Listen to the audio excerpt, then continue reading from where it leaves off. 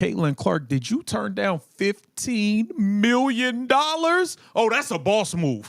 Oh, that's a crazy boss move. That's a flex. The WNBA believed a mountain of money could erase every problem. They reportedly placed $50 million on the table, the biggest offer the league has ever been linked to. But Caitlin Clark's response was crystal clear: no thanks. She isn't willing to overlook the chaos, the politics, or promises she doesn't fully trust. She understands her value, and no amount of cash will convince her to stay silent. So what do you think? Was rejecting that offer the right move? Let's dive into this so-called historic $50 million proposal. League officials and executives presented it like handing Caitlin Clark a record-breaking contract would instantly solve every issue surrounding the WNBA.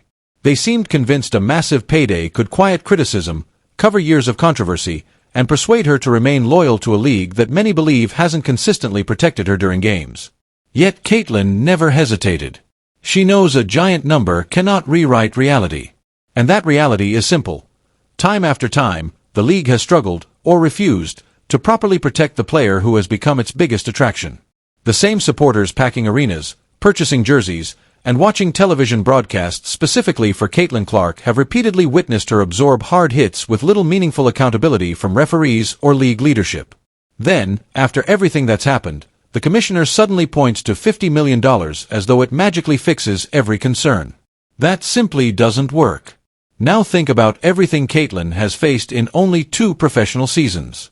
She barely had a chance to settle into the league before finding herself surrounded by constant controversy. First came one questionable incident after another. Bria's cheap shot was quickly brushed aside. The physical play kept escalating without serious consequences. Sophie Cunningham delivered a hard foul that many compared to a linebacker, and it was largely excused. Lexi Hull collided with her in another dangerous moment that nearly left her sidelined. Once again, people called it nothing more than part of basketball. Throughout all of this, Caitlin was the one left picking herself up from the court while officials swallowed their whistles and commentators acted like nothing unusual had happened. For many fans, that no longer looked like ordinary basketball. It looked like a dangerous situation where unnecessary contact continued without enough protection, creating growing concerns about injuries and the league's responsibility toward its biggest star. Walks there to the stanchion. Fouled out, had 6, and it was the ticky-tack fouls, and again, Caitlin Clark. A lot of people in foul trouble with how physical she is. Sun turn it over for a 5th time. The controversy didn't end with the physical play. Off the court, the debate only grew louder. Many fans pointed to comments from certain players, including Brittany, as signs of the tension surrounding Caitlin Clark's rise. Others believed discussions about race and media attention overshadowed what she accomplished on the court. Fouled out 6, and it was a ticky-tack foul. And again, Caitlin Clark, instead of focusing on the record ratings, sold-out arenas, and new fans she brought to the league, much of the conversation shifted toward division. Supporters argue Caitlin never asked to be the face of the WNBA. Her talent and impact earned that spotlight at the same time. Many fans questioned the league's officiating. Hard fouls and physical play repeatedly sparked debate, leaving viewers wondering whether the rules were being enforced consistently. Those concerns only added to the growing criticism surrounding the league. That's why reports of a $50 million offer surprised so many people. While it sounded like a huge commitment, some fans questioned why that level of support appeared only after months of controversy. For many, trust is built through actions, not just money. Caitlin also isn't dependent on one contract. With endorsement deals from Nike, Gatorade, Panini, Wilson, and Stanley, she has become one of the biggest names in women's sports. Many believe any reported offer represents more than money. It shows just how valuable she has become to the league. The reported proposal also raised another question. How would veteran players react if one player received a record-breaking deal? After years of helping build the WNBA, some could see it as unfair, while others might simply view it as the result of Caitlin's incredible impact. By reportedly turning down the offer, the conversation shifted away from money and back to the bigger issues: leadership, officiating, player safety, and the league's future. And that brings us to one of the most talked about moments of all, the incident involving Sophie Cunningham. On foul trouble with how physical she is. Sun turn it over for a 5th time. Many fans felt the Sophie Cunningham incident was more than just a hard foul. It reflected the growing frustration surrounding Caitlin Clark. What surprised people even more was the league's response. There was little official action, and many supporters believed the punishment didn't match the controversy. Social media quickly filled with clips of the play, with fans questioning whether enough was being done to protect one of the league's biggest stars. For many viewers, the issue went beyond a single play. They wondered how the league could expect Caitlin to fully trust its long-term vision if concerns about player safety continued. Then came another scary moment involving Lexi Hull, where a collision again left fans worried that Caitlin could suffer a serious injury. Incidents like these only added to the debate and fueled even more questions about how the league handles its biggest attraction. It's not doing great. Yes, basketball is a physical sport, and contact is part of the game, but when controversial moments keep stacking up around the league's biggest star, fans naturally start asking questions about whether it's just bad officiating, simple mistakes, or something deeper going on, and Caitlin doesn't even need to say anything herself because her supporters are already debating it online. The biggest concern for the WNBA is that Caitlin doesn't even have to threaten to leave for pressure to build, because the possibility alone creates uncertainty about ratings, attendance, and the league's visibility, especially since her presence has become such a major driver of TV numbers, ticket sales, merchandise, and overall attention. That's why the reported $50 million offer was seen by many not just as a contract but as protection for the league's future, an attempt to secure its biggest star and stabilize its image. But critics argue Caitlin understands her true value and what she represents, so if she really did turn it down, it sends a clear message that she isn't chasing money alone but wants trust, consistency, and confidence in how the league operates. And right now many fans believe the reality is simple. The league needs Caitlin far more than Caitlin needs the league. Listen, I understand. You got Nike deals. You got freaking PGA Golf Tour, Live Golf Tour. You got hockey sponsor. I know you got a lot going on, but to turn down 15 M's. The second news broke that Caitlin Clark reportedly rejected a $50 million offer. The internet completely went nuclear. Fans couldn't believe it. Some called her crazy, others called her fearless. But either way, nobody stayed quiet. On X and other platforms, clips, memes, and hot takes spread instantly as the debate exploded. One side argued she should have taken the money and secured her future for life, while the other side saw it as one of the boldest power moves in modern sports, proof that she can't be bought, not even by her own league. And when you really break it down, it starts to make sense. Caitlin Clark isn't moving like a player desperate for a paycheck. She's already built a level of influence that goes far beyond her WNBA salary. With massive endorsement deals from brands like Nike, Gatorade, Panini, Wilson, and Stanley, she's already earning on a level that most players in the league simply cannot match.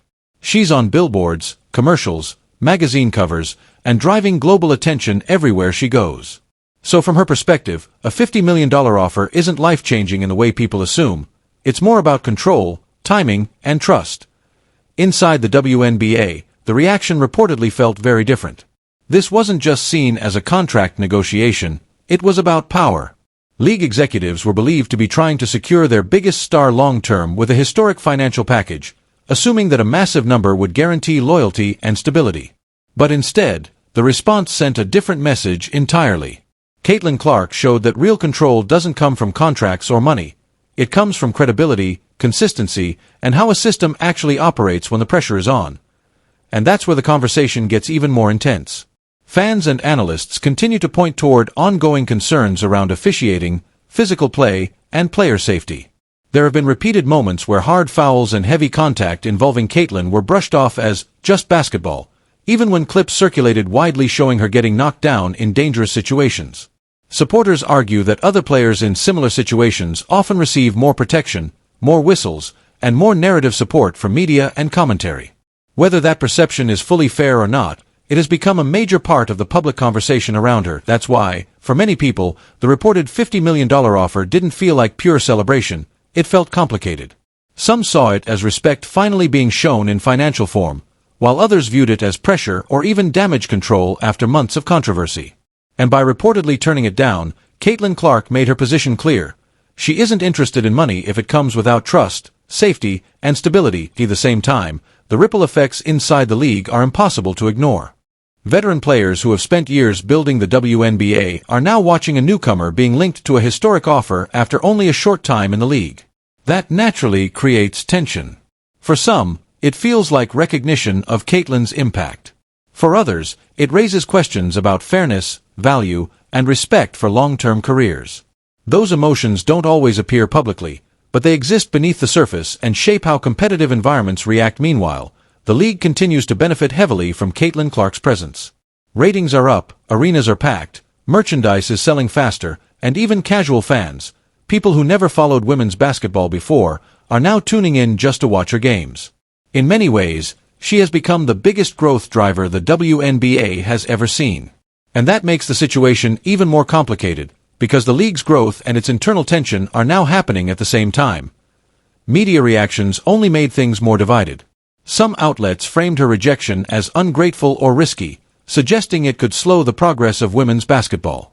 Others called it a power move, a sign of independence, and a player refusing to accept a system she doesn't fully trust. But both sides missed a bigger point. This isn't just about one contract. It's about control. For decades, players in women's basketball have pushed for better pay, better travel conditions, and better treatment. Now, for the first time, the situation has flipped in a way nobody fully expected. The league needs a player more than that player needs the league. And Caitlin Clark is standing right at the center of that shift. That's what makes her rejection so significant. It's not just about rejecting $50 million. It's about what that number represents. Freedom, leverage, and the ability to choose her own path without being tied down to a system she may not fully trust yet. It suggests she is thinking long-term about her career, her brand, and her future beyond just one league or one contract. Now the biggest question fans are asking is simple. What happens next? Does she continue building her empire through endorsements and global opportunities? Does she consider playing overseas like other stars have done? Or does she stay patient and wait for the WNBA to evolve into something she believes in? Whatever the answer is, one thing is clear: the uncertainty itself has become part of the story. And that uncertainty is exactly what puts pressure on the league, because without Caitlin Clark, everything from ratings to sponsorships to national attention would look very different. That's why this offer mattered so much in the first place. It wasn't just about rewarding a player, it was about trying to secure the future of the league's biggest attraction. And when she said no, it changed the narrative completely. Now the WNBA is left with bigger questions than before. Can the league improve its credibility? Can it address concerns around officiating and player safety? Can it balance fairness between veterans and rising stars? Or will this moment become a turning point where things start to slip? Because Caitlin Clark didn't just reject money, she shifted the conversation about power in women's basketball. And whether people agree with her decision or not, one thing is undeniable. This moment has already changed the league's story, and the impact is far from over.